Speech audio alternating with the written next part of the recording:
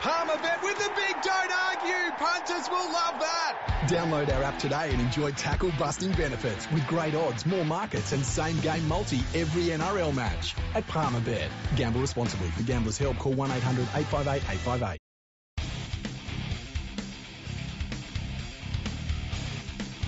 Hello and welcome to episode 401 of Fergo and the Freak. I'm that bloke from Rugby League Project, Andrew Ferguson. You can find me on Twitter at AndrewRP. And join me as always is the glorious League Freak. You can also find on Twitter at League Freak. How you going there, mate? I'm going really well, Andrew, the real deal Ferguson. How are you? I'm reeling and dealing. Oh, really? Yeah. And dealing. How's that been going? Yeah, no, all's going well. Nice. Slowly starting to watch more and more footy every week. Mm-hmm. I've been watching like bits and pieces of games, but now I'm starting to watch actual whole games, so it's getting good. Yeah. There's been some good games lately, very unpredictable. If you're an expert in the game, your tipping must be really bad, and if you don't know anything about the game, your tipping must be really good. Julie? Yeah, look, I can't argue with any of that. that would explain why I'm always at the bottom of tipping list, because I'm an expert. Exactly. Who wants to win a tipping competition anyway? Yeah, I mean, it's all just fluke anyway, isn't it? Yeah, I don't like anyone that wins a tipping comp. Well, that means I'm always going to be liked. Yeah, exactly. There's been some interesting things happening in rugby league over the last week or so. Yes, and there was also something rather stupid that happened in rugby league media in the last week or so. Yeah, fucking crazy. Should we talk about the Nathan Brown situation first? I think we need to address that first and foremost, because we are a rugby league podcast. We should do the rugby league stuff. Yeah, we can talk about rugby league. They lost on the weekend to a team that had 12 players for, what was it, 3/4 of the match? Bit over 53 minutes, and they were down to 11 players for 10 minutes. And when they were down to 11, the Warriors did not score a single point. That's crazy. And I know that we've talked about you got to give the Warriors a bit of a pass because of their situation. But at some point, like, what are we doing here? You know, Nathan Brown has been in charge of some of the worst losses in Australian rugby league first grade history. And at some point, it's not unlucky. No, look, I was willing to give him a pass at the Knights because he got handed an absolute fucking septic tank. Yes. Right, and that thing needed to be cleaned out and then rebuilt and then built up to a point where someone could actually do something with it. And it probably took a year longer than it needed to, but he got them in that position where they were starting to be, back to being a competitive outfit again. He was never going to be the coach that would take them to the next level, but at least he was able to get in there, sort out their salary cap, sort out their roster, clean things up, and get things moving in the correct direction, not wherever the fuck that was going before. But that wasn't so much the issue at the Warriors. They had a pretty decent core squad. The issue they've always had is getting them to be consistent. So he was always going to be a bit of a, are we sure we got the right guy here? As I've said in previous episodes, I've got zero confidence in what he's able to get a team to do on the field. Off the field, he's passable, but on the field stuff, playmaking, running plays, organising the team, getting the team pumped up for a game, that basic sort of coach stuff. I have zero faith in him in being able to do any of that. He's on Trent Barrett level for on the field stuff.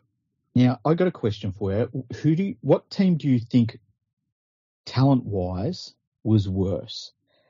His Knights team at its worst, or Dean Pay's Bulldogs at their worst?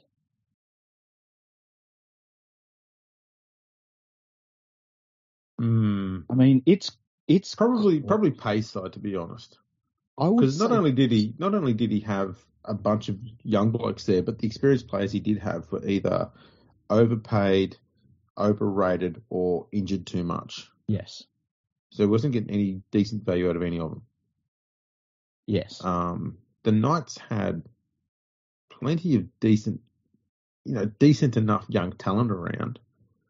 Because he had the Safidi twins there. He didn't have a huge amount.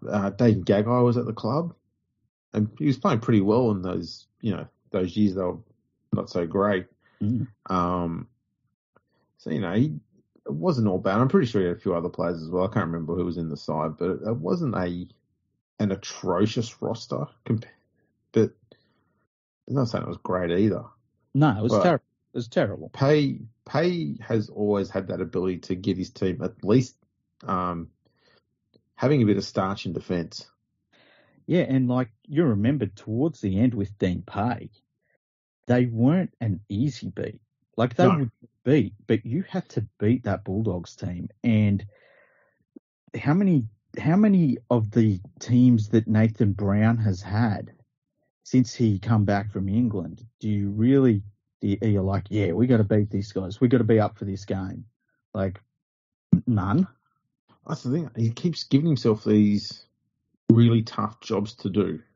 And I think because, after he left the Knights, they got into the finals, he sort of looks back on that and goes, well, and to a certain degree, he's right to think that, a lot of that success is because of a lot of the work I did. To some degree, that's fair enough, because he did oversee quite a massive clean-up there. But we're seeing now that while he deserves a bit of credit for the Knights becoming better, mm-hmm. don't give him too much, because look what Todd Payton did with the Warriors during COVID as an interim coach. And look at what he's had done. Them playing much more spirited. Yeah, and now look what he's done at the Cowboys. Yeah, and you Todd Payton, is he fucking the deal? And he is proven many times over within 12 months.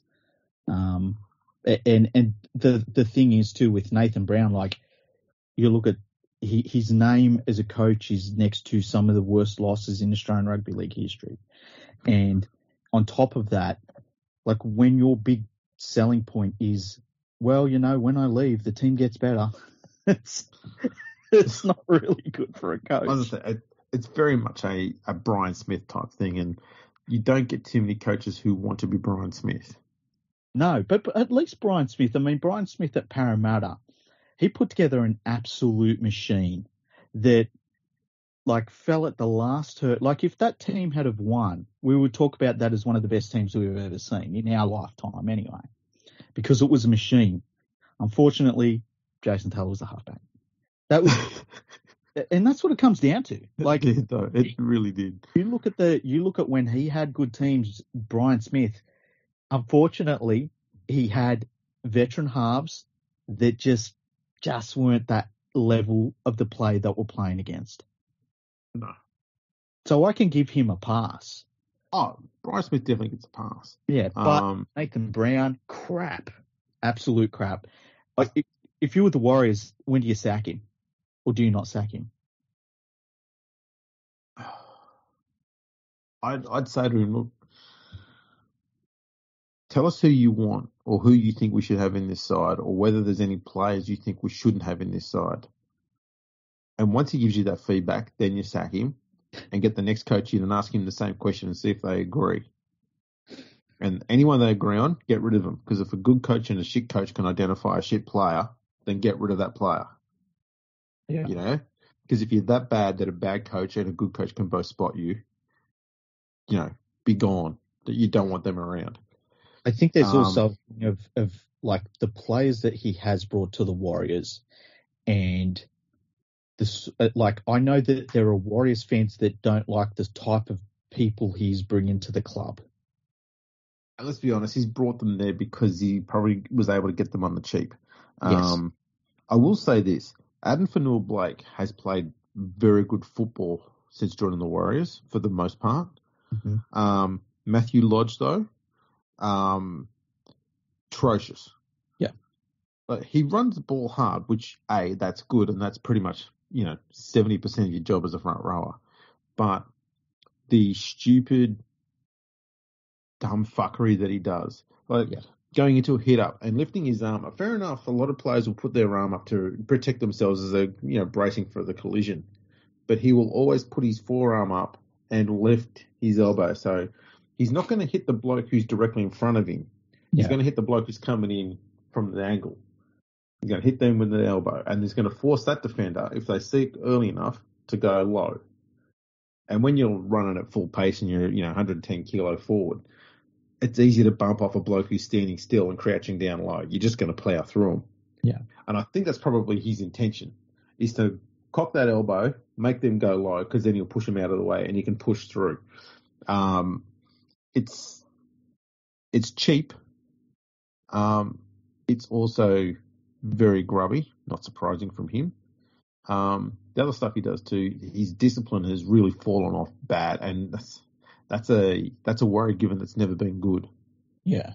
He gives away really dumb penalties at times, and they just shouldn't be giving penalties away. This team needs the ball in their hand as much as possible to minimise the opposition running away with games like they did, and he just gives away stupid penalties too often. The other problem too, Sean Johnson has been atrocious this year. Yeah, Sean Johnson's done, and that's all right. Like, good career, really good career, and he might even be able to go over to Super League, play for another 5, 6, 7, 8 years. But as an NRL player, it's over, and it's pretty clear. He's had injuries that he's had to contend with. He's had a very mixed career in terms of where he's been playing over the last few years, and I think that bringing him to the club, it felt like, remember when the Broncos brought back Wayne Bennett, and you sort of thought, well, hang on a second, you got rid of this guy because you didn't think he was the person for you, and then a couple of years later, when they're older, you bring him back. Like, I'm not surprised it didn't work out. You know what I mean? I don't know what it is with Johnson. He's very hesitant about running the ball at the moment, which is, as any half knows, if you're not running the ball, you're not threatening anyone. Yeah. Some of his kicks are they're not threatening. It's really weird. I don't know why they're persevering with him, to be honest. Reece Walsh is starting to look an awful lot like Kalen Ponga. And in that he seems to be the only attacking spark in that side.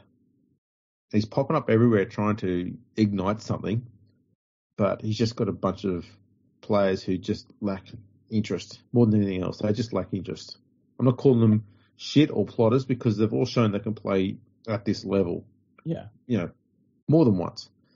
They just don't have any interest. And I think the fact they don't have interest comes from that's a direct result of the coach not being able to get them up for games. Look at what the West Tigers have been doing for a decade and a half. Yeah. And Michael Maguire's finally started to get the team that he wants. And he's starting to get them to show a bit of unity and cohesion in defence.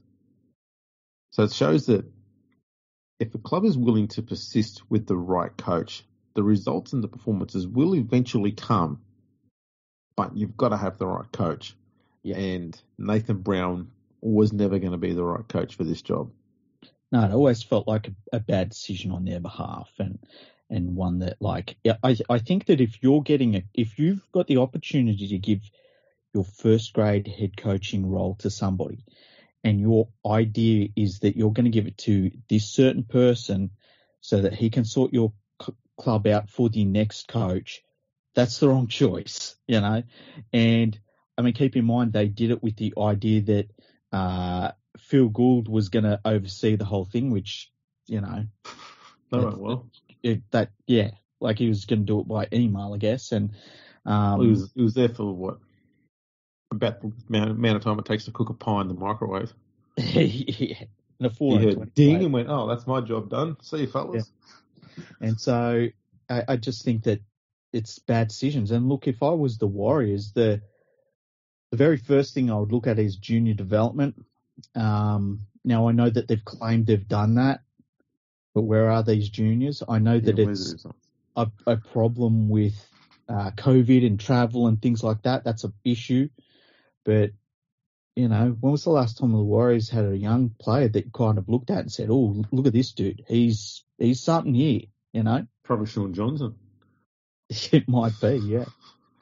But, yeah. Look, I just think that Nathan Brown was the wrong choice, and I think he's proven that again. And it's probably his last stop as a first-grade coach, unfortunately for him. But I'll say this. I think So I was going to say, I made a tweet and I said that I think that the Warriors performed better in their loss to Melbourne 2 weeks ago, where they had 70 points put on them, than what they did against the Sharks. I've not seen. I mean, we almost remember. I've always followed the West Tigers, but I have not seen such an insipid performance from a team like I did on the weekend. That Cronulla team didn't just lose any player. They lost their fullback. Yeah. Their star halfback then had to move from halfback to fullback. Yeah. Then they lost a centre. So they were down 2 backs. Yeah. They couldn't get around them. The Warriors could not get around them to score. They could not go through them. They couldn't expose the fact that their halfback was playing at fullback. I know Hines played a lot of fullback at the Storm last year. He's not trained there at all this year. You'd expect him to be, you know, maybe caught out once or twice in defence, especially when he's only got, you know, 11 or 11 or sometimes 10 players around him to help out. Yeah. You know, he wasn't going to get 2 wingers dropping back every time. So and look, on top of that, not exactly the most experienced player in the world either. Like he's just starting his first grade career, really. But the fact that the Sharks were down 1 man for an hour, 2 men for 10 minutes, and I don't think the Warriors made it to 1,000 metres gained. How were they not able to make more post-contact metres? How are they not able to get second phase play going? They've got the most dullest, inept attack I've seen in a long time. It does not look like it's going to threaten anyone. No. It's a terrible situation that they're in. Woeful. Yeah. And they are woeful. They're going to be able to, I think they said that they were going to be able to play back home a bit later this year, which will be good. But, you know, that's not going to be that's not going to be a magic wand. You know, if I were the Warriors, I'd say, you know what? We're not going to come back home until we've got our club fucking sorted out, because you fans deserve better than what we're dishing up at the moment.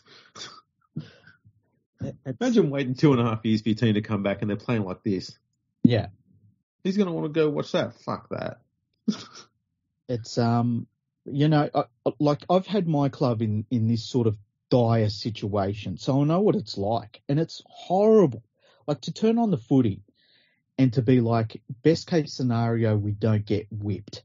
It sucks, you know.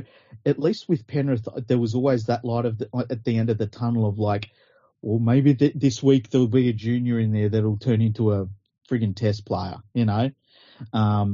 Sometimes they did, sometimes they didn't. But at least you could look to that. What does the Warriors fan look forward to at the moment? Like, the sacking of Nathan Brown, that's it. Yeah. Home games. Yeah. They're not even looking at results anymore. Yeah, just be able to see it with their own 2 eyes as their team gets flogged. Yeah. It's terrible. It's absolutely terrible. I feel so sorry for Warriors fans. So now I've got to ask. Yes. Matthew Elliott or Nathan Brown? Who's worse? Honestly, Andrew, Nathan Brown. Nathan Brown. Nathan Brown's record is impeccably bad, right? Now, so is Matthew Elliott's. But has Matthew Elliott had some teams that were very good that did not perform well? A lot of them, actually. And he had some very good teams that underperformed and made the top 8. Like, I think you look at the total number of seasons that Nathan Brown has had absolute no hope, not going anywhere teams. I think it would outrank the number of seasons like that from a Matthew Elliott coaching career. Well, let's just look And at I don't one. say that lightly. Let's just look at one basic stat here. Since he returned from England, Yes. he's coached 127 games, Mhm. 36 wins, 1 draw, 90 losses. That's hard. That's hard to be that bad. That's catastrophically bad. Yeah. So the next question is Trent Barrett or Nathan Brown? Yeah. Or would it be easy to go Trent Barrett versus Matthew Elliott? I'd take Matthew Elliott over Trent Barrett. There you go. So this plan to do an episode of you hating on Matthew Elliott might have to go away because we've now found 2 coaches worse than him. Isn't that fucking crazy, though? I tell you what, I'd be throwing in Jason Taylor as well. I would take Jason Taylor over Matthew Elliott. Oh. Yeah.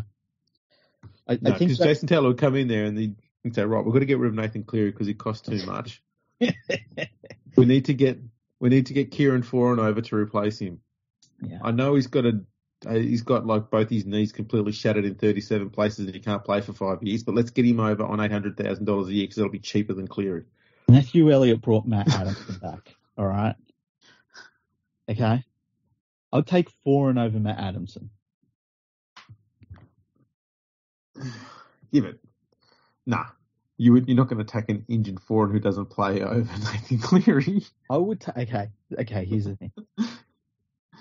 Foran wheelchairs his way into the office and says, "I'll be ready next year. Don't worry. I know it's my ACL, my MCL, and I also somehow tore my Achilles, but I'll be ready." Matt Adamson's like, "I'm in the best shape of my life." I'm like, "Here you go, Kieran. You sign here, son." He's a blank check. Yeah. Oh, I'm not the Bulldogs. Okay. Just keep it under 10 million a year. Okay. We've got to juggle you into the salary cap. Pump the brakes there, Raylene. Oh boy. Yeah. It's pretty dire there for Nathan Brown. And look, for some reason. Seriously though, let's do this. Nathan Brown versus Trent Barrett. Okay. Nathan Brown is more experienced as a coach. Yeah, look, I'm going to say this, okay, and this is where we're probably going to find a bit of an odd one. I suppose you've already done one hot take. Okay. I'd say Nathan Brown is marginally better than Trent Barrett because I've seen nothing from Trent Barrett to suggest that he knows anything at all, not even by fluke, about coaching. And I think Nathan Brown might almost know one thing about coaching. I think that Nathan Brown also has a touch of drama about him, though. He probably does, but you need a little bit of drama in your coach. Yeah, but you don't need that sort of drama. There's drama, and then there's the sort of feel-good sort of drama, you know. There's where it's like something's always going on. Do you think there's a chance that just once Nathan Brown might be able to get you to fire up, be it positively or negatively? And then do you think there's ever a chance that Trent Barrett could ever get you fired up about anything? That's the thing. I reckon Nathan Brown could get you pumped once. Didn't he get whatever reason? It could be good or bad. It could be opposing. It could be anything. But he'll at least get some. He'll get some emotion out of you. But Trent Barrett, he'll just sit there and go, "All right, guys, let's go out and win." You're like, "Thanks, Trent." That's a good point. Fucking insight, mate. I feel like if you would be in the Nathan Brown team and you could not like him to the point where you went out and played hard. Whereas with Trent Barrett, I feel like you'd be struggling to stay awake. Yes. Those guys, they play for the Cowboys and for the Bulldogs. They don't. There's going to come a point where they're not going to give a fuck if they stuff up because they know that when they get in the shed at half time, T-Baz is going to be in there and going, "Oh, guys, we got to play better." Is that it? Yeah, mate. That's sort of written down in a notebook. We just got to play better. Thanks, Trent. Yeah, it's so difficult. Let's all drink beer at halftime. What the fuck? Why not? Yeah. Wheel in the poker machines while we're at it. I also feel as though you could talk to Nathan Brown and feel like someone was there. That's right. Imagine that. You sit there, you're talking for a while at the Bulldogs and you go, oh shit, that's just a chair. Where's Trent? I swear he was sitting in it before. Like, oh yeah, I just went to get a cup of water like 5 hours ago. Yeah. All right. It's difficult because they're both so bad, but I will choose Nathan Brown over Trent Barrett.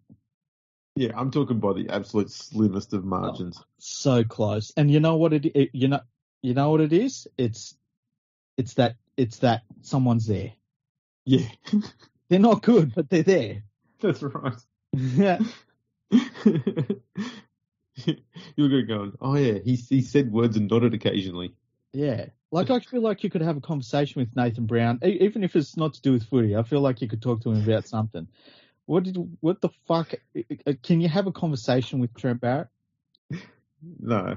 You see when the Bulldogs are getting beaten, they should go up to Trent Barrett. He's just staring into space. Right. The fuck's he looking at?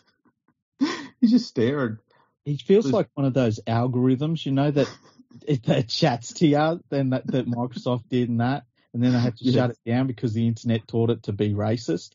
I feel as though he's a really early version of that, where he just gives you responses, but you know that there's nothing there giving you a response. It's just like code. It's just automated. Yeah. He just stares. It's just like, that's a nice day today, and he says, yeah, it's a nice day. And then you go, sun's up, and he goes, yeah, it's a nice day. It's like, oh shit. Might rain later on. Yeah, it's a nice day. Just time and time again. Yeah. Nice, you got the Trent. Yeah, it's a nice day.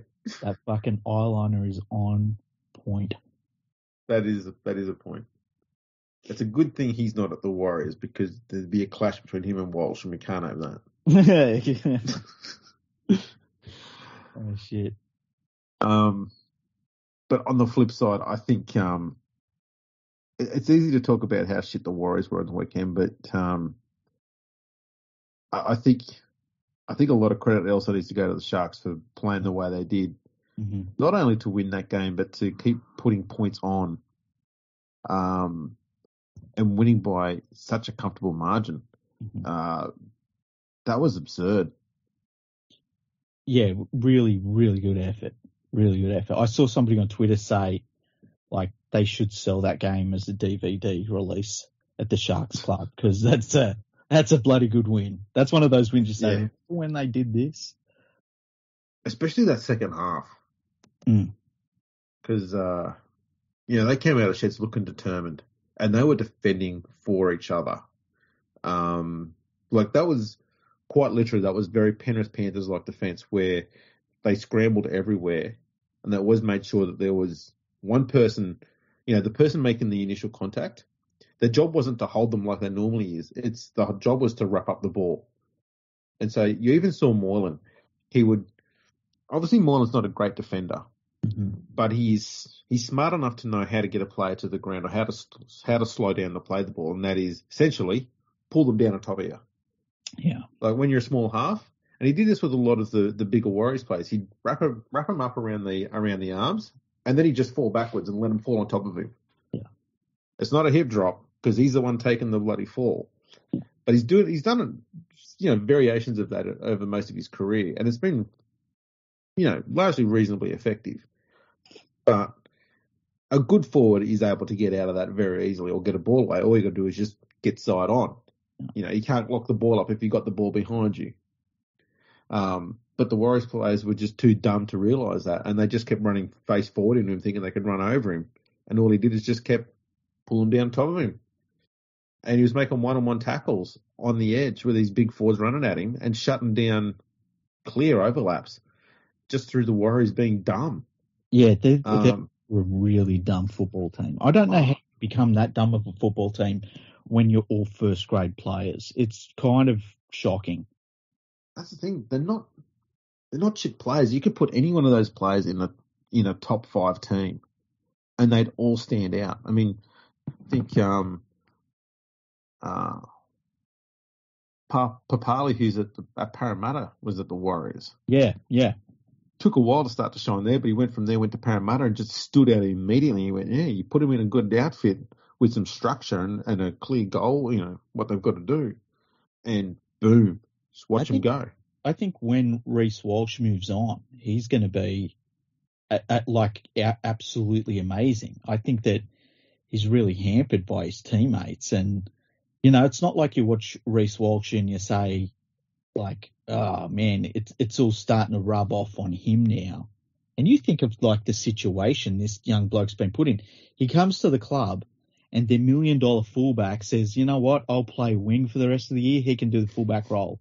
And it's like, wow, that's so benevolent of you, Yeah.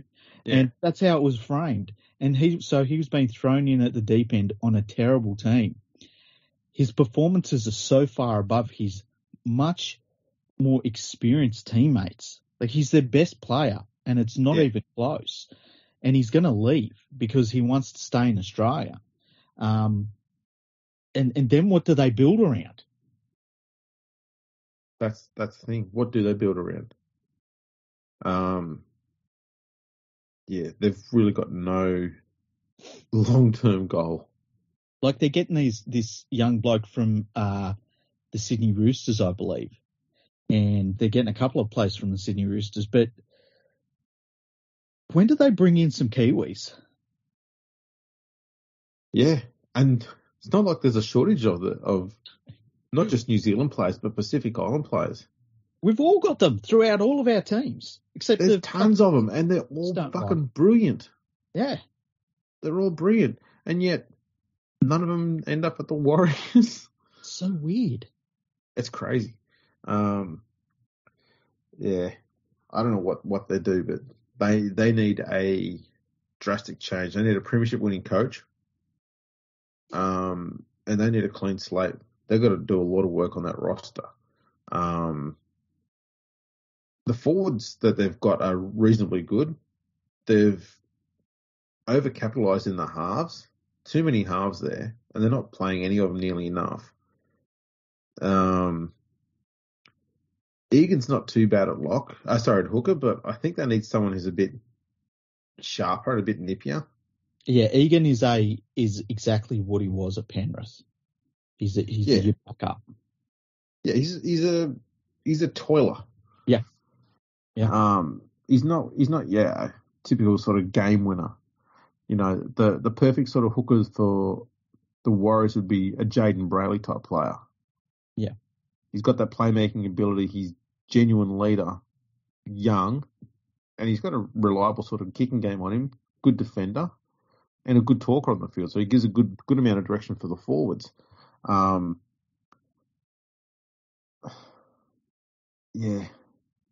that's probably the thing they're lacking the most at the moment is genuine direction. They've got good talkers, but there just seems to be no direction, no structure to what they're doing. A lot of it is guesswork. That comes from the coach. Yeah. A genuine coach who knows what he's doing, and at least one person in the spine, either the halfback or the hooker, who can lead the team around the field. Those are the two things they need more than anything else. That could be enough to see them go from being the shit show they are at the moment to being a team that pushes for the top 8. Because I don't think there's too much they need to do to work on that roster. The biggest issue is the coach.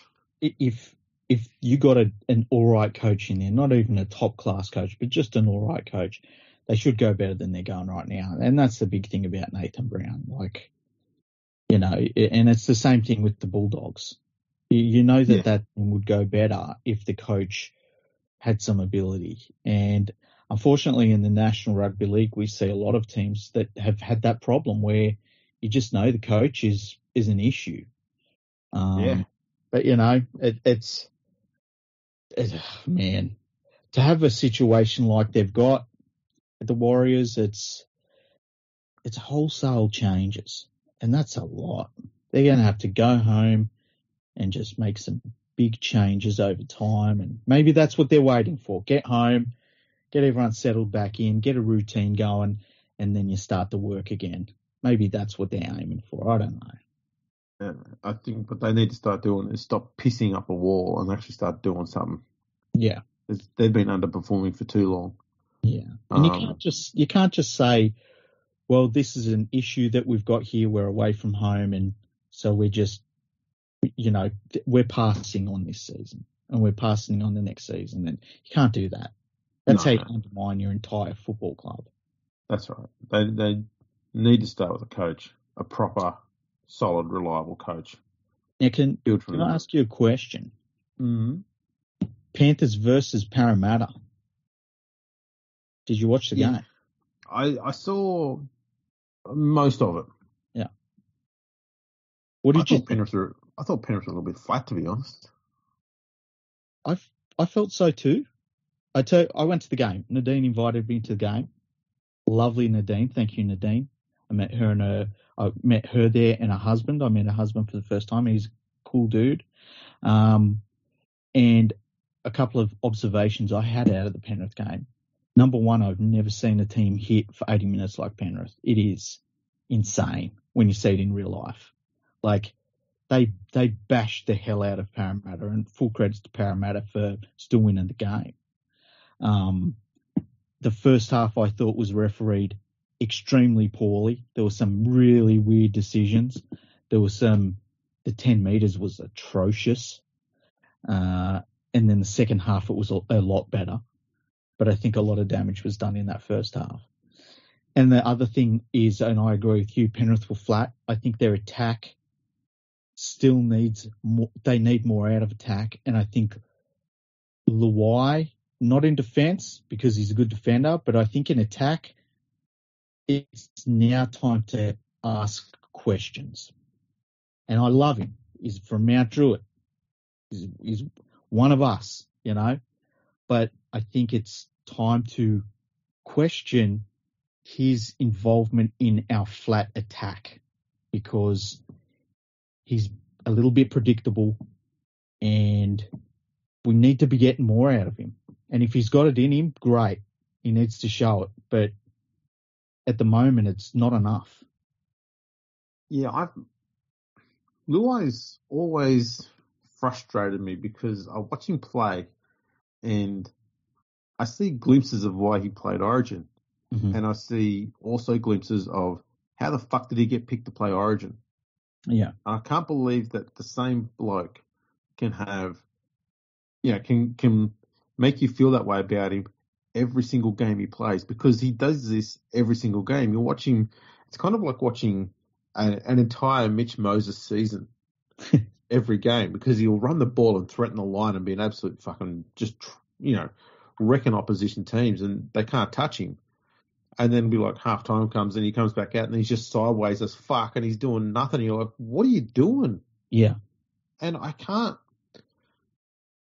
figure out how he works in this unit and how they've managed to be successful with him there because he seems to be a bit of a loose cannon type thing in this rather well-oiled machine.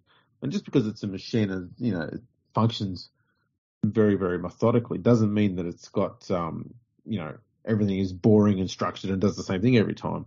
They do play an awful lot of off-the-cuff footy, but the structure and how they set up their set is usually very similar, except for when Luai gets the ball.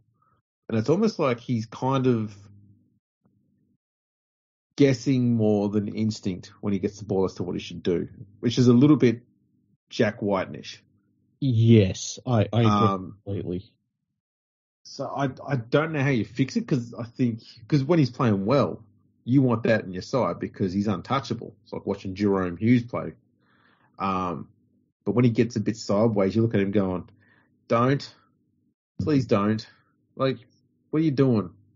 And there's an element to it too of like Cleary will get the ball to him and you're like, okay, we just took a big step down immediately, and he does. He runs sideways, and I look like he's a decent sized dude. He's a strong dude as well.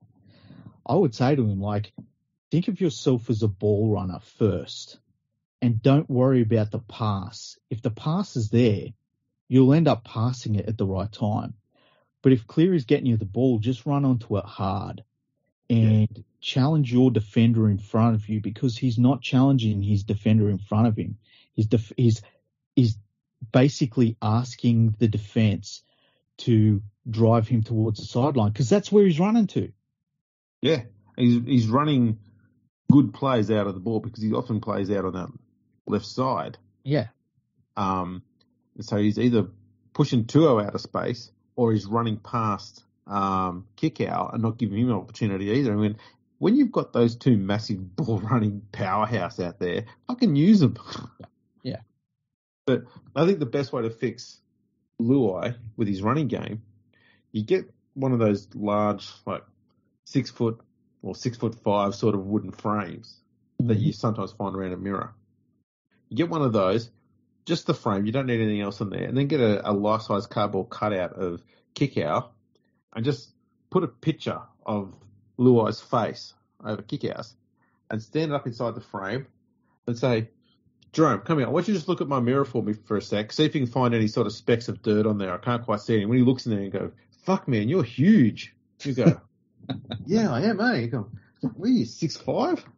110 kilos? Fuck, man, if you ran through the line, you'd destroy human beings. You just do that. Just walk away and leave him with it. You know, there's an element. I know when I'm at the game on the weekend, and there's still an element of this Panthers side that you got to remember that they're all so young and they're still learning. Like, you sort of look at them, and they'd won eight straight games. They've got all of these records that have been written up about in the newspaper and stuff, and it's really easy to forget that they're a super young team, and they're still learning how to be seasoned first graders, a lot of them. No, that's true. And obviously being successful at a young age, it also means too that they stop being this team that people don't really pay much attention to. They're now the premiers. Everyone's now studying them a lot more closely. Mm-hmm. And so it's even more imperative now that they don't go, like the halves don't go sideways. Cleary's never done it, but Luai will often do it a little bit too much. And because of the way he parks himself on that left side with those big, powerful runners out there, it's really detrimental to the team. If he wants to go sideways, doesn't know what to do, give it to fucking kick out. Mm-hmm.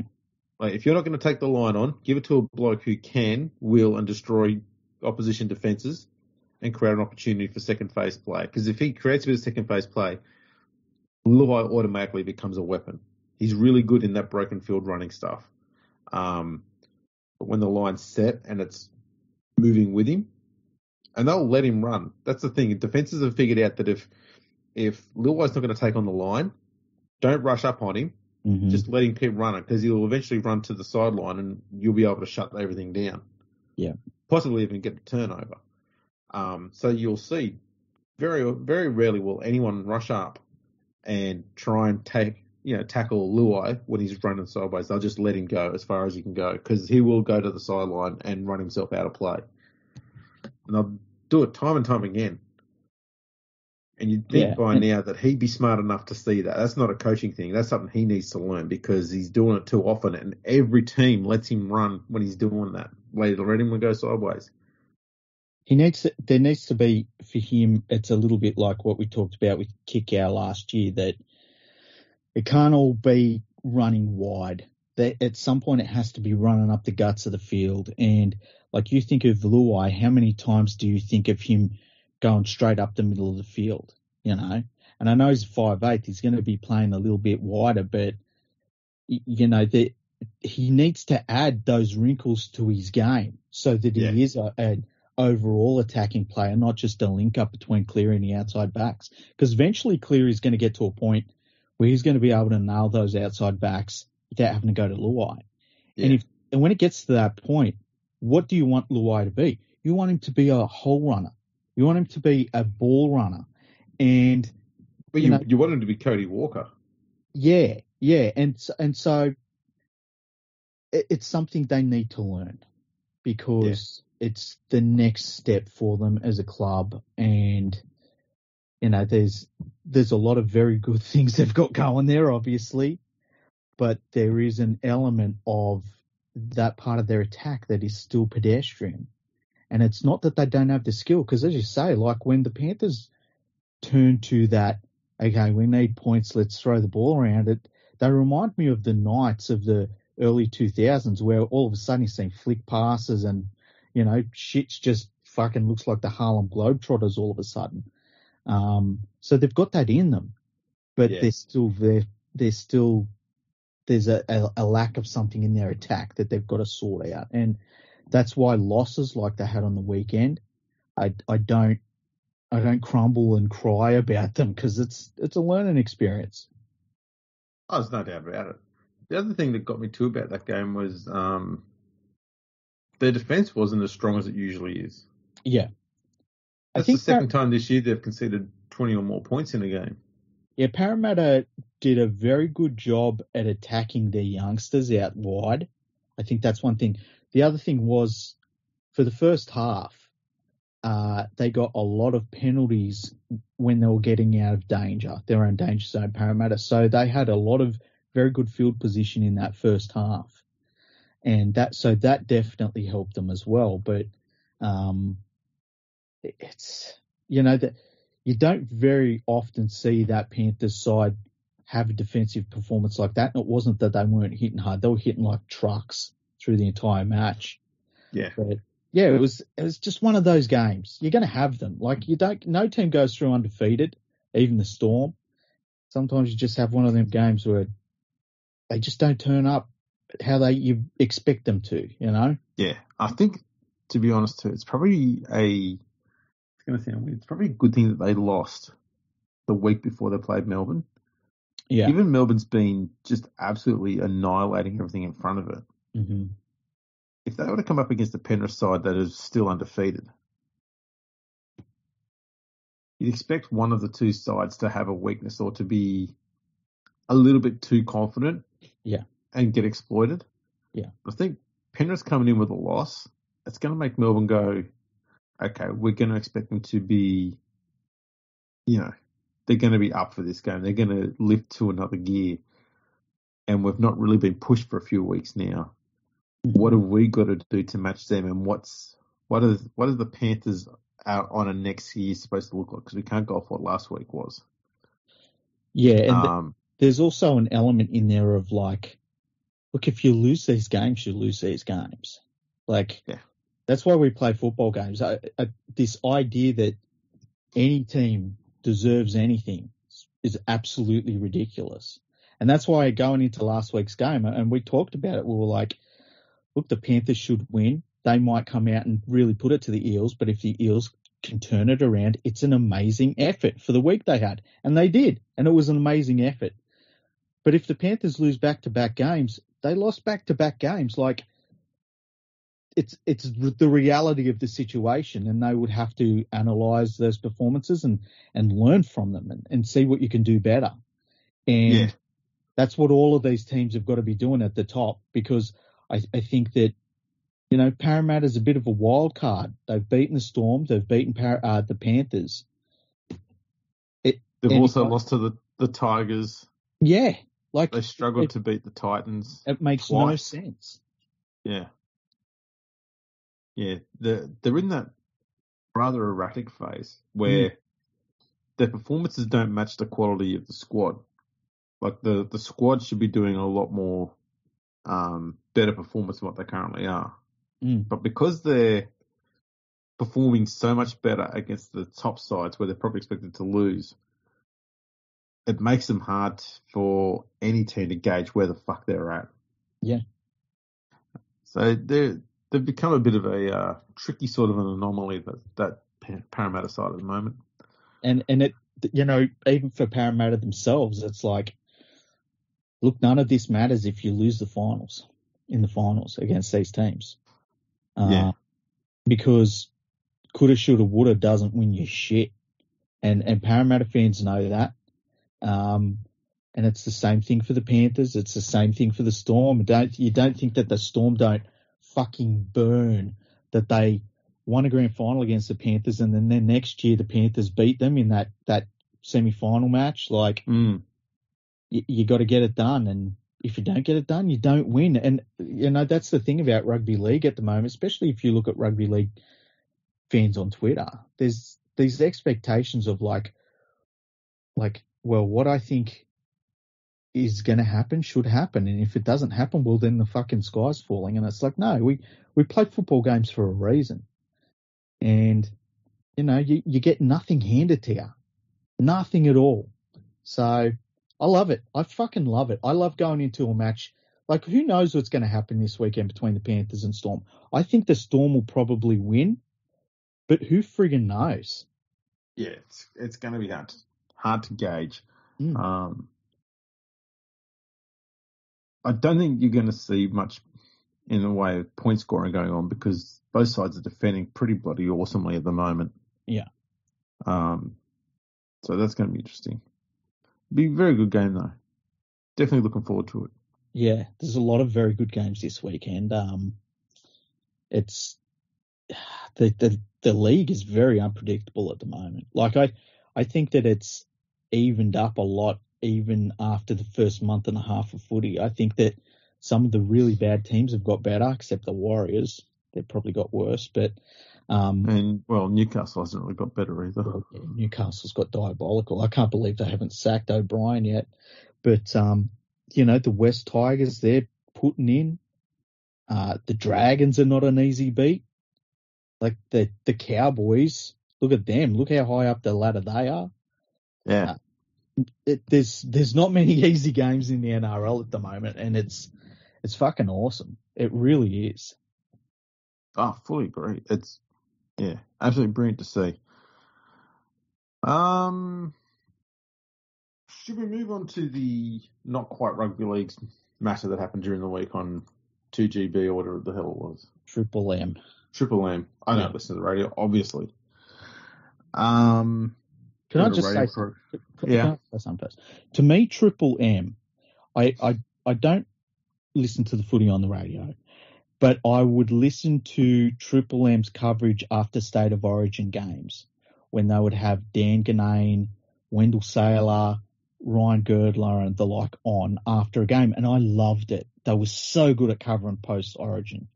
They would take the coaches' press conferences and all that, talk about the game. It was really good. So to me, that's what Triple M Rugby League's coverage is. So to see all of this shit that's going on, it's fucking shocking to me because that to me is not what I thought it was, Yeah, look, I see this as more of a reflection of the talent that they've got on there involved in this incident more than anything else. Mm-hmm. So it's a program that they've got that has James Hooper, Paul Kent, and formerly Anthony Maroon on there. Yeah. And apparently they've had this running gag for a long time about Anthony Maroon not paying tax some fucking 300 years ago. Ha ha, funny. And it got out of hand, and Maroon walked off during the live show. Was it a week or two ago? Mm-hmm. When he told them that he's had enough of it all and he's not going to take the shit anymore, and he's complained about it, and they just sat there and laughed at him and thought it was all a big joke. Mm-hmm. Hooper gave a piss weak apology where he said, we just thought it was a joke, and if he didn't see it that way, then, and he goes, as soon as you say that, you're being fucking stupid, because that's essentially what bullying is that it might be a joke to you, but if someone's not happy with it and you keep ignoring them and they keep saying stop, then that's obviously bullying. Yeah. Now, obviously Paul Kent saw this purely as an opportunity to continue getting cheap content, because that's all he's ever looking for is cheap, easy content. He goes after the low-hanging fruit as far as content's concerned. Sometimes he's good. Cases like this, let's be honest, he's had a massive fuck up. So this is, I'll read part of the article you wrote today. He says, almost all commentary around this drama has been of bullying and how we did not let up. The only surprise at the time was that it took so long before Maroon did walk out. Since then, though, the mental health warriors have framed it as a simple case of bullying to justify what is really just a media pile-on. We exposed a flank and they attacked. Isn't it funny that he's complaining about a media pile-on? Yeah. And then he goes, and this is where he goes a bit stupid. With the pile-on for Hooper, both in social and mainstream media, is tenfold to what Maroon copped.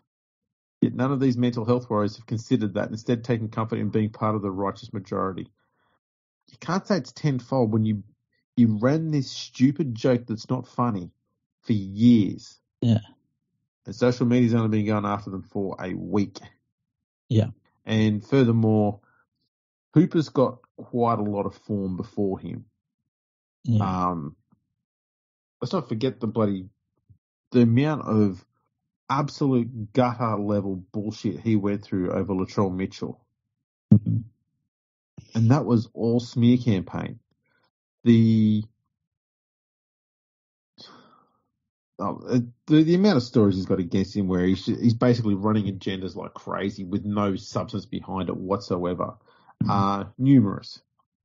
To the point where even he sort of started to realise that, people don't like him too much anymore. So if he's got one that's a bit dodgy, he'll put staff writers on instead of his own name because he's a spineless fuck. And obviously the only time he'll bully anyone is if he's got one of his mates that help him do it because he's a gutless piece of shit. Pile on. This is the problem that people have with James Hooper. They don't see him as an intelligent or insightful or knowledgeable commentator. He's a loudmouth, boorish, ignorant, loud, stupid fucking git. He provides zero in the way of intellectual commentary of any nature about the game whatsoever. It's all smear, rumours, bullshit, horse shit, and this crap.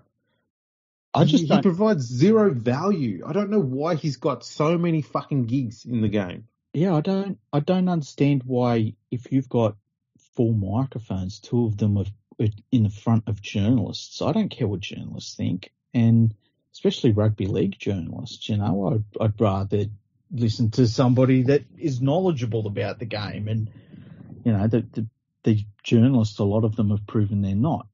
But the thing that gets me, and I don't listen to the NRL coverage at that time when these people are all on, and I didn't know about the situation. I've kind of read about it and stuff like that. The thing that I find shocking is that you would do this over so many years, and the person that you're doing it to is literally on air saying, I don't like it, stop, and you keep doing it to the point where they walk off. And then when they do walk off, you write something so fucking full on in an article for your employer. Yeah. And I can't imagine doing that to someone. Like how many years have you and me known one another now properly? Like talking like this, what's it been, like 3, something like that? Yeah, 3 or 4 now. Yeah, something like that. There's no fucking amount of money in the world that someone could pay me to publicly say something cross against you. I tell them to go get fucked, and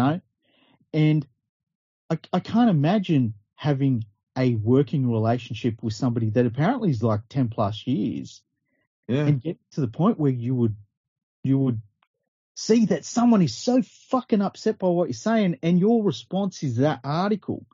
That to me is like, my brain isn't built like that. It doesn't compute with me. I don't understand it. Yeah. And I think a lot of people are like that. That's why the reaction is so visceral from them, because they look at it and they're like, what the fuck is this? The fact that they knew they'd upset him, they kept pressing the button. And then when he stormed off, they fucking giggled. Yeah. And just thought it was all just a joke. Like, oh, we're just having fun. And this is, I don't believe that this is what Kent genuinely thinks, but Kent has always done what is in best interest for his pocket. And that is whatever gets him fucking paid. Yeah. So he will very often, and this is not always a bad thing, play devil's advocate purely for a conversation piece, because a lot of the people, especially in the Daily Telegraph, are all just repeating each other. Paul Crawley, for example.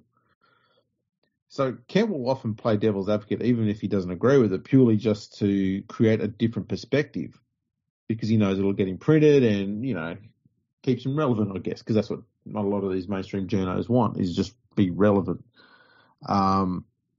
But that's not always a bad thing. There's probably a reason why he's been a little bit divisive. People sometimes have this love-hate relationship with him because of that, because sometimes he'll say something that ticks all the boxes that a lot of the fans agree with, and then other times he'll be barking up the wrong tree. In this case, I don't think he needed to do this shit. No, this is vindictive and nasty, and I know he doesn't give a fuck what other people think, but it's just nasty and unnecessary. Just he could have just stayed quiet. He could have just said, someone said to him, "When are you going to apologize?" He says, "You know what? I don't feel I need to," and he could have just left it at that, and that would have been bad enough. But it could have just been left at that. This is. He's obviously decided that it's no longer a joke himself, but now he's going to use it as an opportunity to now attack someone and get nasty and personal about it. And that's next level sick, that is. I think it's... I don't understand how a human can do that to someone. As you said, like they've worked with him for over a decade. I don't know how you could do that to someone like that. No, and the other thing is, like, it shows where a lot of the corporate rugby league journalism is at the moment, in that, like, it's not so much journalism as it is just having a platform to just spew on, Like, when was the last time you saw somebody that had a piece in the corporate press where they actually said, you know what, like, for instance, if you said, like, if you had an article that was like, I think Ricky Stewart's a good coach, but I don't think he's good at recruitment, and here's my opinion as to why. It won't be that. You don't get that article.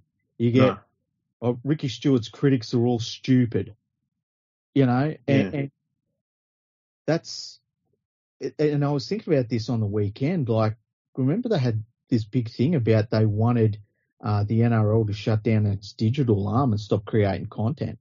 Mm-hmm. And the NRL obliged. They were getting paid a lot of money to do so. And what have we got from those same media outlets? It just has been just shit. Crap, just garbage. And they promote NRL 360 like it's some, bastion of fucking rugby league entertainment. And it's like, it's the worst shit. It's like the worst shit. The other thing that's been really bad this year too, and this is almost entirely from the NRL website itself, is the amount of positive PR they had been trying to do for Jack de Belin. Stop. Stop.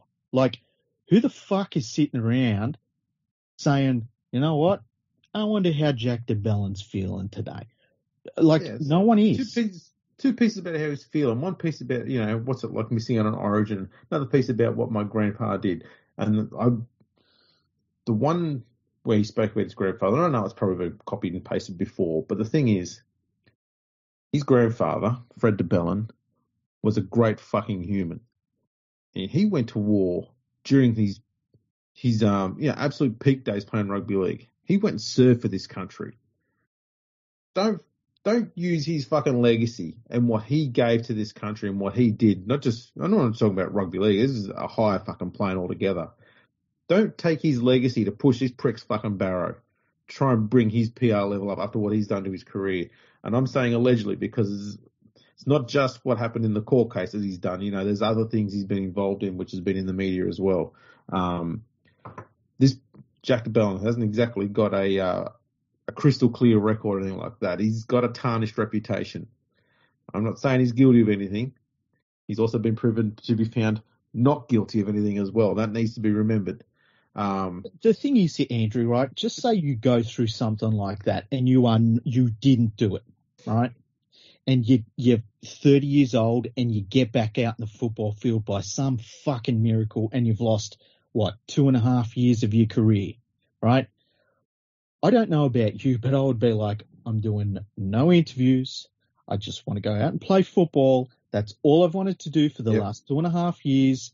I don't need anyone thinking of anything about me except I've got a number 13 on my back and I'm out there playing footy because I know there's going to be a whole load of shit about me anyway, which I just don't even want to read, right? Yeah, head down, bum up. Yeah, and if my manager comes to me and says, hey, we've got a whole campaign here we're going to run for you, I say, you're fired. Fuck off. Yeah. Like, I just want to be left alone to play footy. Now, they get people that will say to them all the right things. Can't just say nothing. People will write what they want to write anyway. You know, we've got these fucking journalists, they've said if you don't talk to them, they're just going to write something else. You might as well give them positive quotes because they're going to write something, and that's how it works. But, people see it and they go into outrage mode, and I understand why. But, so I don't get it. I don't get that either. It's the recent one too that was stupid was... Mate. They do it with all of them. I know. And look, the worst thing was the most recent one was last week, where he said when he first became an NRL player, as a teenager, or I don't think he was a teenager, but signed his first contract with the Dragons as a teenager, he had to write on there, your eligibility criteria.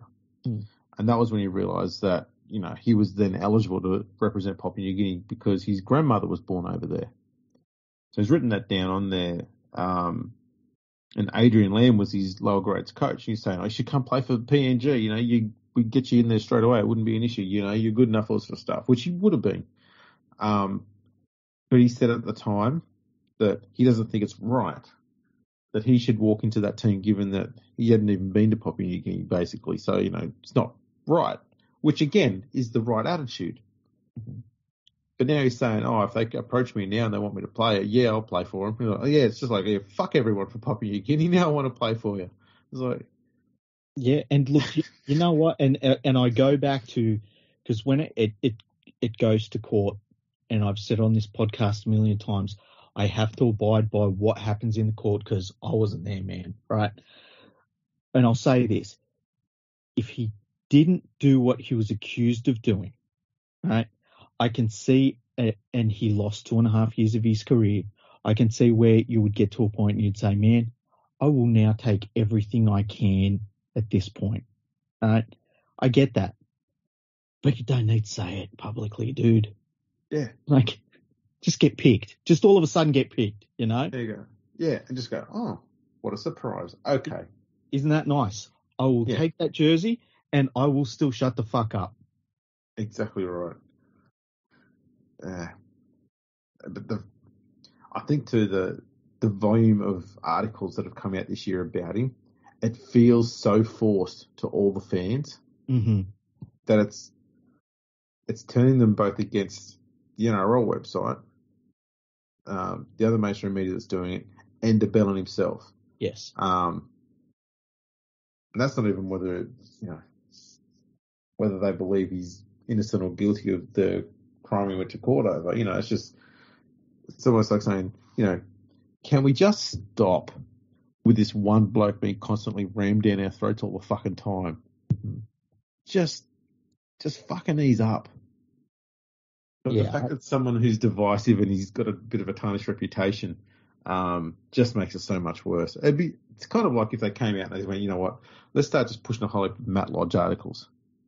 Which at one point they started to, and but they've done it for so long now. Like, I've always found it weird that there are players that have got the spotlight put on them. Like, remember when Matt Lodge first come back into the NRL, and immediately it was like, you know what, he could play Origin, And it's like, what the fuck? He hasn't even played footy yet again. Like, I know.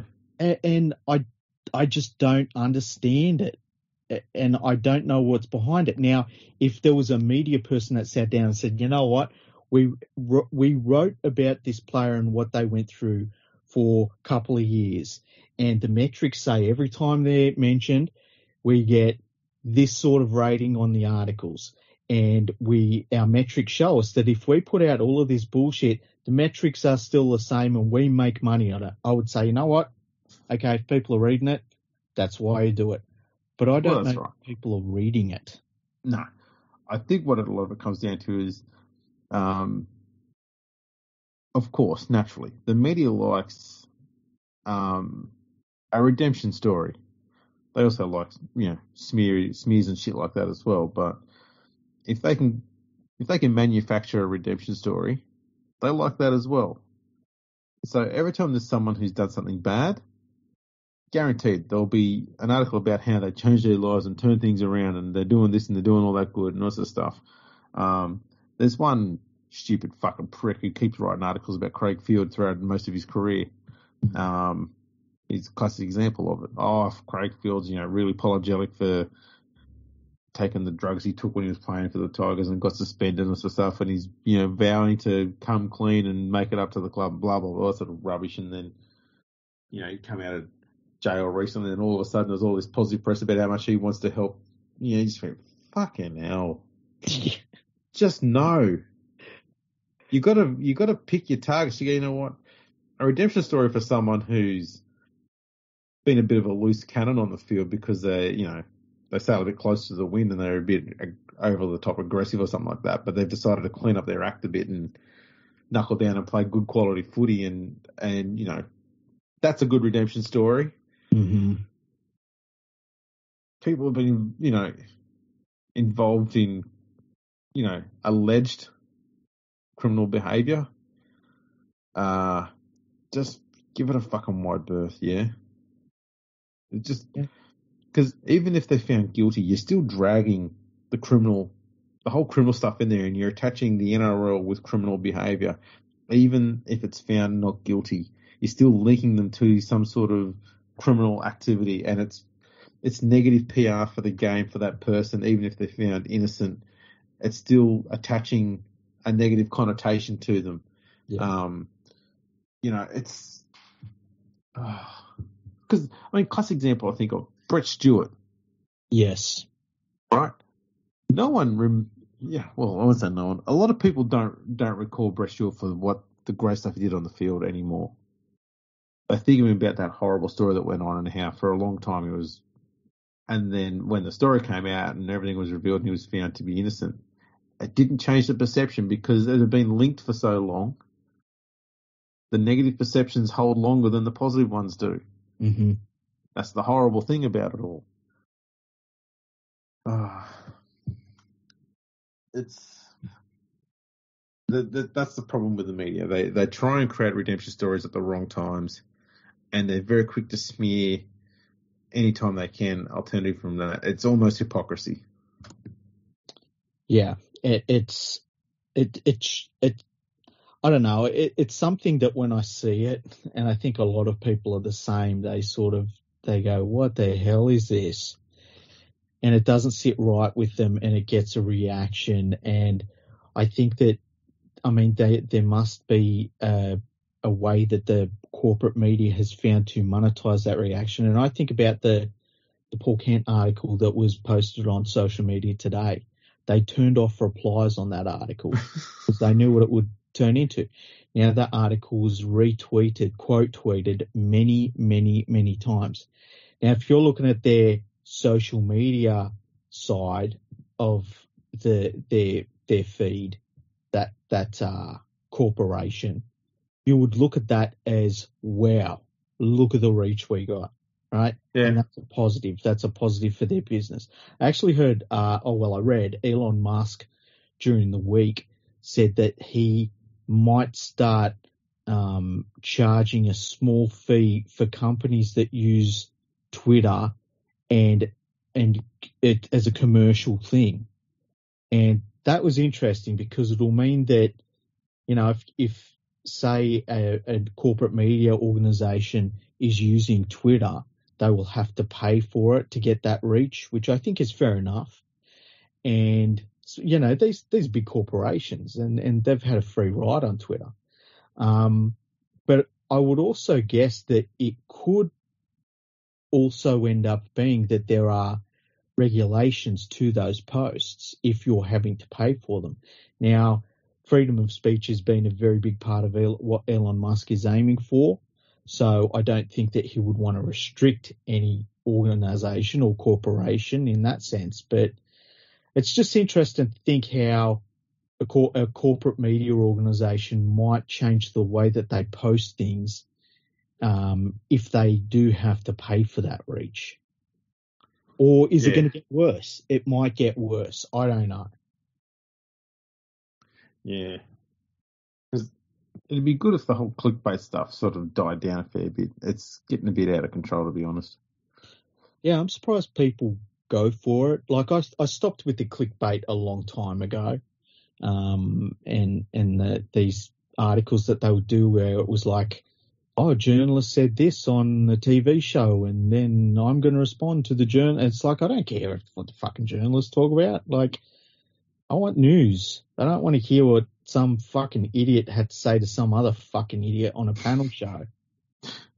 Like I saw somebody post a video on Twitter of Rothfield and one of the Hugheses, Graham Hughes, I think it was, having a Barney on NRL 3. Oh, it was Controversy Corner. Remember they brought that back for 5 minutes on Fox Sports. Oh, yeah. And they were having a fucking argument. And I'm like, who the fuck would want to watch two old men arguing about some shit that doesn't matter to anybody except these two old men?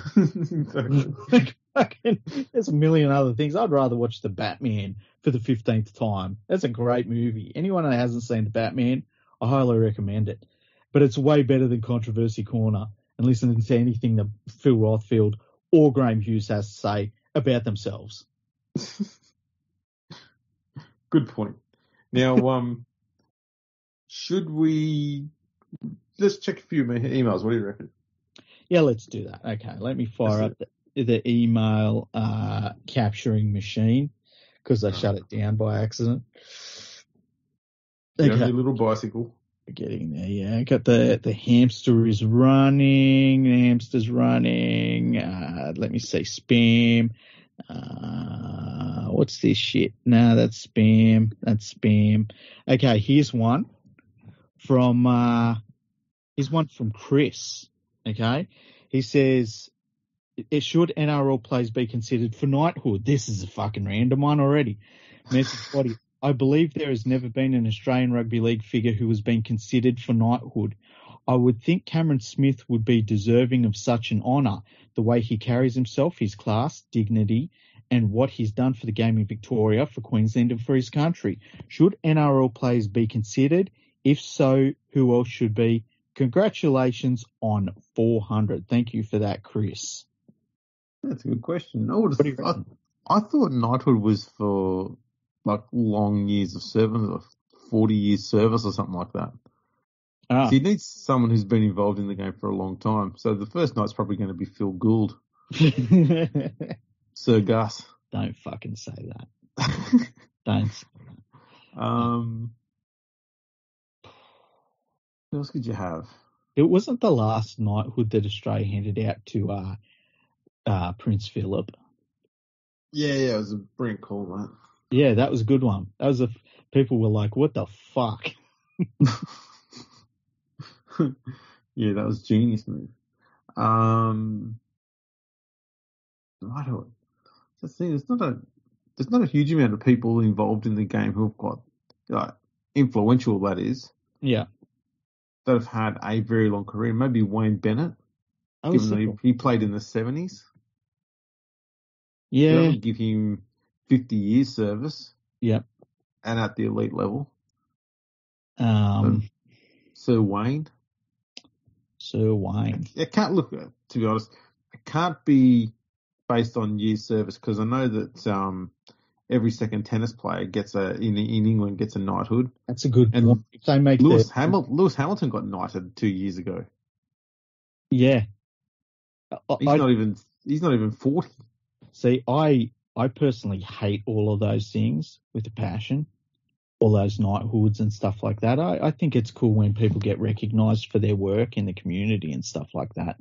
But when you kick a ball in the right way and then they call you a knight, or you hit a tennis ball and you make a final and they call you a knight. Like, I remember there was an English cricket team where they all got these fucking honours given to them for winning the Ashes series, and it's like we'd won the previous like fucking 27 Ashes series. It's like, What the fuck is going on? Actually, didn't think about it. Johnny Raper, because I think he's now involved with Men of League. He was.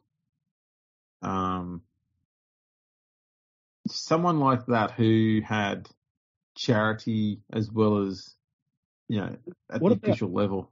What about Bomber Peard? He'd be another one. Like, Arthur Beetson would have been another one. Oh yeah, Beetson would have been for sure. Who else? Wally Lewis? Yeah, I guess Wally Lewis too. Yeah, I mean, Sir Wally, how cool would that be? That'd be really cool. Well, although would he cop the demotion from the king, from being a king to a sir? Well, he's already been demoted because Gutho's the king now. Yeah, according to Gutho. Don't get me started on that shit. You can't just call yourself a king. Yeah, you got to earn that fucking shit. Exactly, like I have. Yeah, it depends. There's not many people that you could say that about, hey? Nah, I'd be thinking players from those Dragons teams in the 50s and 60s. Well, that's what I was thinking, like Norm Proven, but Norm Proven wasn't involved in the game after a certain amount of time. And, it's fair enough. He was an old man, but, yeah, I don't know. I'm not a big fan of the knighthoods and all that anyway. No, nor I. Yeah. All right. So let's have a look at the next one. That's not one. That's not one. That's not one. That one's from you. Okay, so here's one from Mike. This was sent on the 26th of the 4th, so it's going back a little bit. His subject, Nathan Brown. So he was ahead of the curve. G'day, boys. So after the Warriors were defeated 70-10 by Melbourne, it did remind me of the time St George Illawarra were also defeated 70-10 by Melbourne in 2000. Nathan Brown played in one of those games and coached the other. A total losing margin for the two games of 120 points. Can we think of any other player turned coach in top flight rugby league with a higher aggregate of their biggest loss as a player and coach? 120 will take some beating. I don't think it's possible. No, it'd have to be someone involved in that. So who's coaching the Bulldogs in 35? Yeah, that's where I was going. That's about all we can work off, to be honest. And hopefully it was a captain coach. Tedder Courtney. This is his only season as a coach. Wow. Poor bastard. Yeah, that sucks. Let's see. Where's his playing career? Who did he play for? Oh, he played for West during some of their poor seasons. Yeah. He played for North in 1910. I know they got dicked by South in one game. Was he there for that one? No, he missed that game. Wasn't too many heavy losses in those early seasons. So he probably didn't have too big. Yeah, we're not looking for too much because he had 85 already racked up for his worst loss as a coach. Yeah. What do we need? 120. So a 35-point loss as a player. That should be doable. Let's see. 41-9 he lost against East. There you go. Job done. there. What's his name? Tanner Brown? Ed Courtney. His name was Tedder Courtney. Oh, okay. Yeah. So you did it. That was quick. That's why you're a rugby league historian and statistician. There you go. Top of the tree. He also lost. Oh, actually, there's another one there. Oh, no, that was a win, 42-3. There you go. Yeah, he did it. Well, that was good. That was a really good question, Mike. Thanks for that one. Let's see. Let's keep going down the list. As I said, so many damn spam. You really should be reading them out. Hey? You really should be reading them out. That's what we can do in our 500th episode, is just read out all the spam emails and try and turn them into rugby league related ones. I don't know if we read this one out. It's from the 18th of the 4th. Ooh. Honestly, Andrew, what are you doing? It's from Lightning McQueanbean. His subject is Easter Monday. Remember Easter? Easter was a nice time of the year. He says, G'day, cunts. On the way home from the Eels versus Tigers game today. First things first, the stadium is amazing. What an incredible place to watch rugby league. It was actually a lot easier to get in and out of than I remember too. I'll definitely be back for a game or two later in the year, which means he's probably been to a game or two. Oh, shit. Next, credit to the Tigers. They played with heart today and thoroughly deserved the result. Even Mute Brooks was sent out. That's great, Mute Brooks. They're a different team with Hastings at the helm. In one game back, he made Mute Brooks look very average as a lone playmaker. What do you think of putting Mute Brooks at 9, Hastings at 7, Dewey at 6, and Laurie at 1? That is the only sensible option if they're going to persevere, with Mute Brooks, I reckon. Otherwise, fuck him off. Lastly, it was a classic Parramatta Eels performance today. 75th year in the comp, all the club legends in attendance, packed house, and the queue didn't even come out of the fucking rack today. They thought they'd walk over the top of the Tigers and aim up for the Cowboys next week in the Northern Territory. Well-deserved win for Wests. Well-deserved loss for the Eels. On to next week. Fuck Manly, Lightning McQueanbean. I agree with him. I don't think that the Eels will win another game after that one. Oh, yeah, they'll definitely lose to the Cowboys. Yeah, I feel like the Cowboys will smash them in the Northern. They've got history of doing that too in Darwin, so I'd lock that in. Can I just say Panthers game? I reckon they're a smoky chance in that one. Nah, you're kidding. There's no chance. Something about it. I just think it's a smoky chance. Crazy talk. Look, his talk about the Tiger spine, I think I mentioned that in an episode not too long ago. I've already seen signs that Maguire's already starting to tinker with that concept of Brooks at 9. There's a lot less for him to organise there. Mm-hmm. It's basically just getting the forwards, getting a bit of a roll on. He is pretty sharp off the mark speed-wise. So he won't be too bad if he's ever got to do a dummy half run. He's short, so low to the ground, so if he's ever got to charge over from dummy half, bit of an advantage there. He does have a good passing and kicking game, obviously, so that's going to help as well. The problem has never been skills with Brooks. He's never had an issue with skills. It's always been the fact that he can't control anything and he can't run a play. Yeah. And that's been adamantly clear. No one stepped there and said he is not skillful enough to be in the NRL. That's never been a criticism, and rightfully so. He's definitely got all that. I mean, you can all see it. Just hasn't been utilised properly or been coached to be much of a talker. I don't know if that's... I don't know it's a skill that can be coached easily, is how to be a talker on the field. You've either got that knack or you don't. So yeah, I think long term they're going to have to put Dewey at 6. Yeah. That way Hastings can play sort of more left. He seems to prefer being on the left hand side, and Dewey's a lot more comfortable on the right hand side. That would fix up a lot of the playmaking on both sides of the field. Hastings is trying to play right side at the moment because Brooks also prefers the left. And he's not doing too bad out there, Hastings, but you just see his tendency is always to go left anyway. Yeah. So the Tigers attack, he's going very left side heavy at the moment. And they try and counter it by kicking to the right a lot. But it is a little bit one-dimensional in that sense. So, yeah, Dewey at 6 would sort of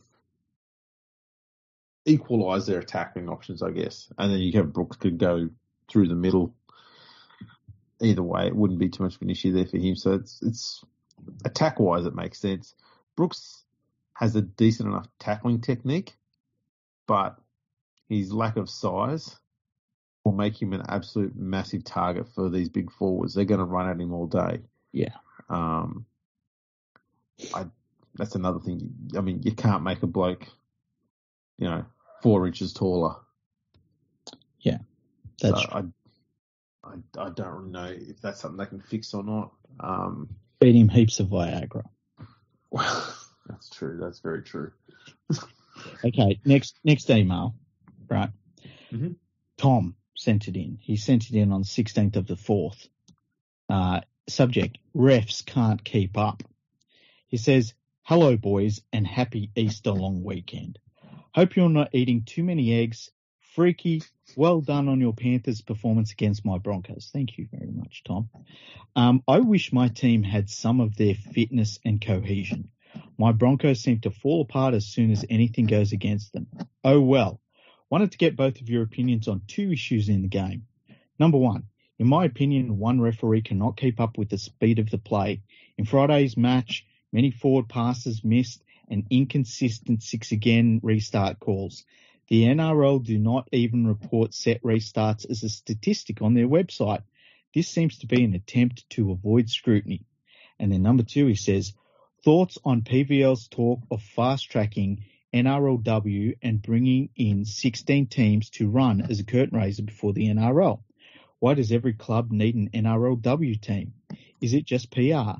Having so many Sydney clubs doesn't seem necessary. Thanks for your great work and sorry for the long email, Tom. Tom, that wasn't a long email. We've had some long ones. We have indeed. I think it's Patrick that sends us ones that are fucking incredible. Yes. Yes. They do. I will defend the NRL website there. They do have the set restarts stat on there. Mm-hmm.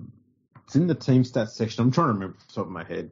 I think it's listed as something. It's not listed as set restarts. I think it's listed as ruck infringements. Oh, okay. But it is in there. Okay. It's something like that. It's got a different name on it. But yeah, it is in there. You'll probably find too that it's not as. There doesn't seem to be as many listed there as what you actually see in the game. Like you might see 6 set restarts in the game, but the ruck infringement stat might come up as being, 1, 2 or something like that. Only 3 of them have been named. So who knows? But my understanding was that's what the set restart stat was coming up in, was ruck infringements. Okay. But that's there. His comment about the refs not being able to keep up, I fully agree, which is a large reason why we had 2 refs in the first place. So one would check the ruck and the other one could check onside forward passes. And I'll go to limb and say it worked. Yeah, worked great. That's why we changed it. And I agree with both of his points about the ref, need 2 refs again, and the NRLW, I agree. Just plotting down 16 teams is a silly idea. I think you got a chance to fix some of the wrongs that we've had in the game, especially in how many Sydney clubs we've got. And I don't know why you would double up on the problems. You don't need all those Sydney clubs. You don't even need all those Queensland teams. You need to hit your key markets. Yep. 3, 4 teams in Sydney, East, South, West, Central, something like that. Because let's be honest, there's no teams in the North that are worth worrying about. I didn't say that. Hi, Manly. How's that jumpy going in your fucking grandstand? Yeah, in the northeast corner. Yeah. The So much for that fucking curse. They still won on the weekend. True. The curse was that the Tigers turned up to play the game. They countered the curse and turned it into an omen. They have that knack. But, you pick like our post there. You have a team in Brisbane, possibly one in North Queensland, if there's enough call for it there. You get one in WA, you get one in Melbourne, and then you start looking elsewhere. Also one in New Zealand, then you start looking elsewhere. Try and get a team in PNG, try and get a team in, Fiji or Tonga, and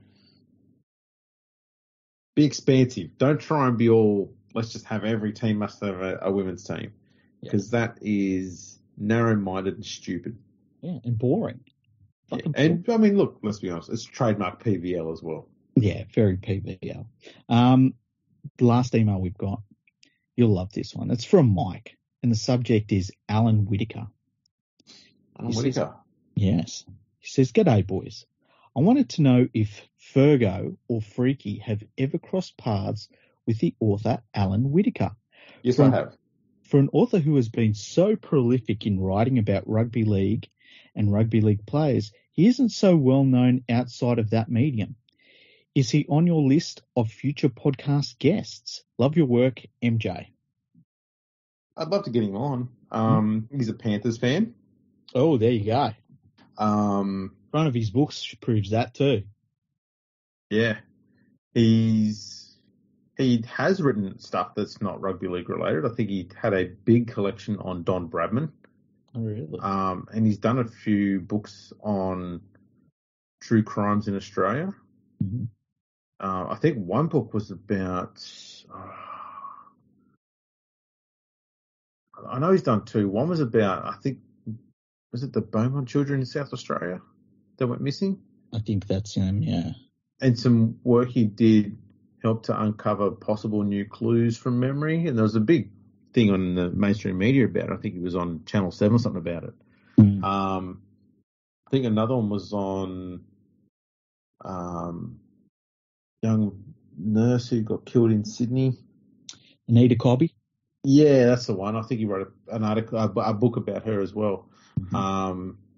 So and I think that seems to be something he's very passionate about doing. His last few rugby league books have been not so much new content, but more reference type books.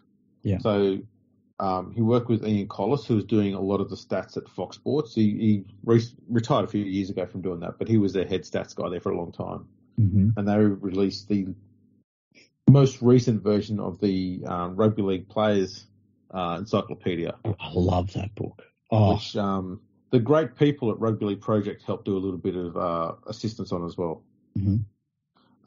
The other one he had was a book on every single scoreline in the New South Wales Rugby League Premiership history, mm-hmm. Which the great people at Rugby League Project also may have helped with a little bit. Mm-hmm. Alan also was the guy who contacted me about my book, and he helped to get that published. Yeah, he came to me and says, "I really want you to do this book," and gave me a ridiculously short window to do it, and obviously smashed it. Mm-hmm. But yeah, he's I met him at a function. I'm going to sound like a fucking big note myself here now. It was a function that the NRL hosted when they started looking at your big function, you big shot. Yeah. I before Rugby League Week got wound up, yeah, the NRL were looking at purchasing the Immortals concept from them and installing some new people into the Immortals system.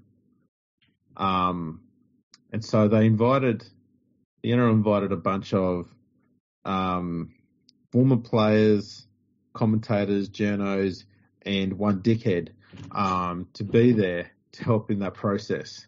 Yeah. So I got to be the dickhead. That was pretty good. So I'm there with all these absolute fucking bigwigs and looking around going, man, I am so out of place here. Everyone else here's got a job in rugby league, and I'm just doing a bit of research on a website. and not getting paid a cent for it. You know, I don't belong with this. I don't know why I'm in here, but there you go. And I met Alan there, and we had a chat. He gave me books that he wrote about a boxer. I think actually it might have been a book about Joe Bugner. One thing I would love to hear is an interview between you two, like not me there, just you and Alan Whitaker, just talking about the processes of putting together your books and even how you met and like the future of writing in rugby league. I think that would be fantastic. It'd sort of like be like different generations of rugby league historians talking to one another. Would you be up for doing that? Yeah, I think we'll find though is that I wouldn't be offering much insight to that. I'd just be asking Alan about it because when I did the book, I was basically asked just to provide a bunch of the content, and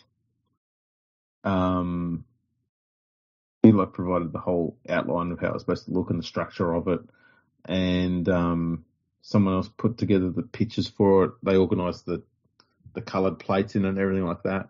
When I looked at it, I went, well, I sent you a Word document. Yeah. With just text in it, and you turned it into this magnificent fucking book. What sort of wizardry did you produce to make that happen? It still blows me away to look at it and go, I can't believe like I'm involved in this process. I feel like when I look at it that my involvement was about, if I over exaggerate, I'd say about 15% of the work. It's insane. Yeah, I'd love to have a chat with him on there. It would be very cool to hear that chat. He's been one of those quiet rugby league historians. He does an awful lot of rugby league historian work. You don't really hear too much of him in the mainstream media going on about it, which is very respectable. Yeah, there's something about that. It's really cool when you see that and like, I mean, if you have read about rugby league history, chances are you read one of his books. You know? Oh, absolutely. He's written tons of them. I think he had a book on the history of Balmain Tigers, might have been one of his earlier ones. And that was in the 80s. All the player encyclopedias, he did all of those. He's obviously had a few books on the Centenary of Rugby League. There's one he had out on the Rugby League in the 70s called Blood, Sweat and Beers, I think. Man, it's too many to mention. I've got a heap of them here. Yeah, I've got books like the Rugby League Grand Finals. Yep, that's another good one. Yeah, I love that book. Quite a few. I think he's done a bunch of autobiographies as well for players. He's done a lot of books. Very knowledgeable. Very passionate about the game, especially from the 70s and 80s. Ian Collis is another one too, who's really, really like knowledgeable in the game. And I think he too might also be a Panthers fan. Well, I mean, Panthers fans are the most knowledgeable fans in the game, I find. Best looking as well. Hear that sound? That's me not arguing. You know, the thing is, Andrew, sometimes we get unfairly pigeonholed for just being a bunch of supporters with oversized genitals. Got to use it. I was going to wait till tomorrow, but there you go. You beat me to it. I beat you to it. See? Timing is everything. Lovely. Brilliant. I should have seen that coming. Yeah, that's what she said. It's the coffee. It's the coffee. It's the coffee. That was all good. Yeah, look, this has been a great episode once again. 401. Yeah. I was thinking for 420, would you like to do shitloads of marijuana? Not again. Not again. Okay, I it's not my sort of thing, but I thought, what if I just put it to Andrew that he just gets like the first day he ever tries it, he's just like, I'm gonna just smoke it out. Yeah. So the reason why that's a little bit funnier, I guess, is the fact that I am possibly the most dullest straight-laced human there is out there. because No, I've never consumed alcohol, and obviously I haven't done any sort of recreational drugs or anything like that. So I'm pretty dull. No, I get high on rugby league stats. I'm not a drugs person either. I've never done any drugs, and but I will have a drink, but it's very rare. I'll get tanked a few times a year, but it's recreational tanking.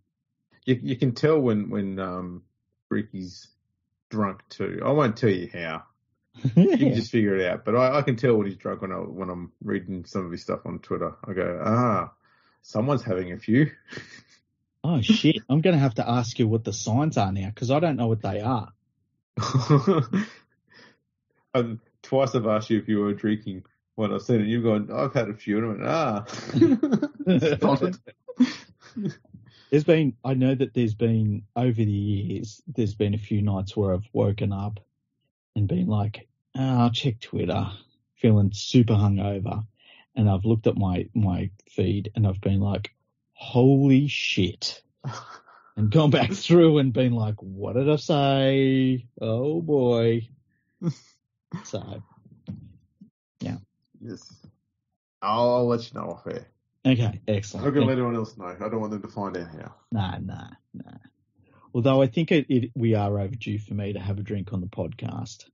Yeah, we need to do a live episode. We keep saying it. We're gonna just fucking bite the bullet and do it. You know, we got to get Carsten on again. Got to sort that out. Yes. Need a game when a French team's playing against an English one. Yeah.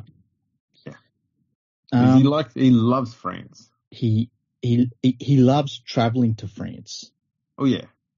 If either just go up through Germany, cross the Hindenburg line. I've said enough. Well, he said that the best way to France, you go through Belgium. He said it's pretty straightforward if you do it that way. Roads are a bit not much opposition from customs there. Yeah, exactly. Now, Andrew, if people were to find us, probably for complaints, where could they find us? For complaints, go to at Buzz Rothfield on Twitter. If you want to find us on social media, go to Instagram and Twitter at what is it again? Fergo Freak Pod. That's the one. I had like 35 different Twitter accounts in my head then. All the burners I've got for poor Crawley. Yeah, you can find us on Instagram and Twitter at Fergo Freak Pod. We're on LinkedIn, Facebook, YouTube, MySpace. So check us out on all of those as well. Make sure you go to your podcast listening device and give us a 5-star rating and a review. Please, someone give us a review. We haven't had one this year. Yeah, that would be nice, you freeloading fucks. One person this year has given us a 5-star review. I mean, thanks for that, but still, it's one. One whole review. Thanks a lot. 5 stars. Whoop-dee fucking do. Come on, people, get on there. If anybody wants to get in touch for us to read one of their emails within the next 6 months, all they have to do is go to your email device and put in this input. You put in podcast@leaguefreak.com. Make the subject something that'll stand out, and we will read it. Absolutely. And what else is there? Oh, yeah. I'm going to spend the next 2 or 3 hours trying to figure out how I can bypass Microsoft Office because it's not working for me. Well, if anyone wants to give Andrew a free copy of Microsoft Excel, get in touch. All I need is Word and Excel, and it can be as old as the hills. I had 2007; it was working fine. Yeah. But you will be contributing to the digitisation of rugby league history. If you do it, we will give you lots of praise. I'll also give you, in quotation marks, boring stats. I've had a few people get a bit aggressive towards me because I post boring stats without them realising that I do it for a bit of a laugh. Yeah, that's literally the point. Yeah, because, the the stats that they want are the same stats that everybody else pumps out. So I'm trying to do something that's a little bit different. That's still factual, but probably more meaningless and pointless than all the other stats are. Purely for the sake that I can just do that because I want to. Yeah. It's worth noting though that the last 2 times I've done those boring stats, they've actually proven to be quite good at predicting the winner. Ah, really? Yeah. So the last one I did on Sunday. Yep. And I said that the Cronulla Sharks are undefeated on May the 8th, and I listed the 4 times that they won on May the 8th. Mm-hmm. They won again. There you go. The other one was talking about I think it was when the West Tigers played Parramatta. Mm-hmm. And I went on some stats there about the West Tigers. Also on the actual state-specific sort of stuff. Mm-hmm. Talked about how Parramatta had taken so long to win on that day, and the West Tigers had quite a good success rate in comparison. Mm-hmm. And they went off at me, calling me boring and trying to tell me how to do stats and all sorts of shit. It was all quite amusing, really, to some degree. And then it turned out that, the stats were right anyway, so, Of course I'm right. As you say off air, fuck those cunts. Exactly. You know what? I put up a tweet at the Panthers game, and I said it was after kick out just knocked on and they'd missed it. It was a really obvious knock on. They'd missed it. And I said that there was no evidence of one single decision by the referee going the Panthers' way in that first half. Obviously sarcastic. I had so many people going, it's like, you fucking idiots. You fucking morons. Yeah. It's like, how obvious do you have to be? Yeah, it's almost like the tweet needs to be highlighted in a different colour so people can know which ones are sarcastic. Yeah. Yeah. It's fucking nuts. Anyway, been a good episode. It has been indeed. Yeah. So I suppose we're due to do this again tomorrow for our preview. Yeah, I'm up for it. I'm ready. Sounds good. I am too. Because, it's almost midnight. I'm about to get up to go to work. That's what I do. I don't even have a candle that burns at both ends. I've got a candle that's got fucking 15 flames along it. It just burns it everywhere. I was going to say to you when you said, you said something just before. Oh, it was when you were doing, like, where they could find us on social media, and you're like, and I was going to say, you've got one job, Andrew, and I was like, no, he's got about 27 of the fucking things at the moment. Yeah, I just do them all at once. It's fine. Yeah. I find if I do them all at once, then it saves a bit of time at the end of the day, because, if you do them all concurrently. Yeah. Well, I'm just surprised that you do it while your arm's going numb and you've got that pressure feeling in your chest. Yeah, it comes and goes. Yeah. Just have another can of energy drink and she's fine. You'll be fine. Yeah, take a Panadol. Give it a bit of a aspirin in ya. It works again. Yeah. Yeah. Because I'm a man. I don't need doctors. Doctors are dumb. What would they know? Exactly. Anyone can get a fucking degree these days. Mm-hmm. Except me. Anywho, thanks for tuning in, everyone. It's been fantastic having you with us once again. And we'll catch us all next time. Palmerbet with the big don't argue. Punters will love that. Download our app today and enjoy tackle-busting benefits with great odds, more markets and same-game multi every NRL match at Palmerbet. Gamble responsibly. For Gamblers' Help, call 1-800-858-858.